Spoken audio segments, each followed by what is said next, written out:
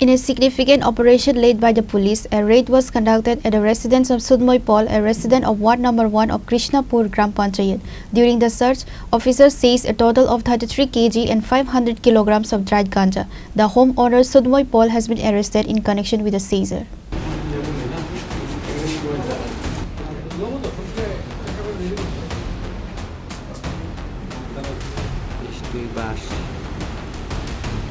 Based on the tip-off, Dharmanagar police station was again successful in recovering cannabis. It is noted on Sunday afternoon, based on a tip-off, a police team led by the Dharmanagar police station officer in charge, Meena Devarma, raided the house of Sudhamoy Pal, a resident of Ward number 1 of Krishnapur Gram Panchayat. During this raid, a total of 33 kg and 500 grams of dried cannabis were recovered. The house owner Sudhamoy Pal was arrested. আজকে আমরা দুপুর 2টার সময় আমরা একটা গোপন সূত্র খবর পাই যে জোর কালবাট কৃষ্ণপুর ওইখানে সুধাময় পালের বাড়িতে গাঞ্জা জাতীয় কিছু মাদকদ্রব্য রাখা আছে।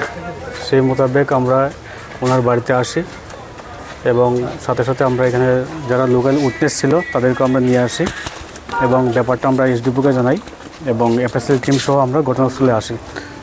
আসার পরে বাড়ির মালিককে জিজ্ঞাসা করি যে আপনার বাড়িতে এগুলো আছে কিনা, তখন উনি জানায় যে ওনার বাড়িতে কিছু আছে গাঞ্জা জাতীয় জিনিস। তখন আমরা ওনার বাড়িতে সার্চ করি এবং ওনার বাড়ির পিছন দিকে একটা ঘর আছে, ওখান থেকে আমরা প্রায় 33.5 কেজি 500 গ্রাম মানে 33 কেজি 500 গ্রাম গাঞ্জা তাদের বাড়ি থেকে আমরা রিকভারি করি এবং ওনাকে আমরা অ্যারেস্ট করে নিয়ে যাই।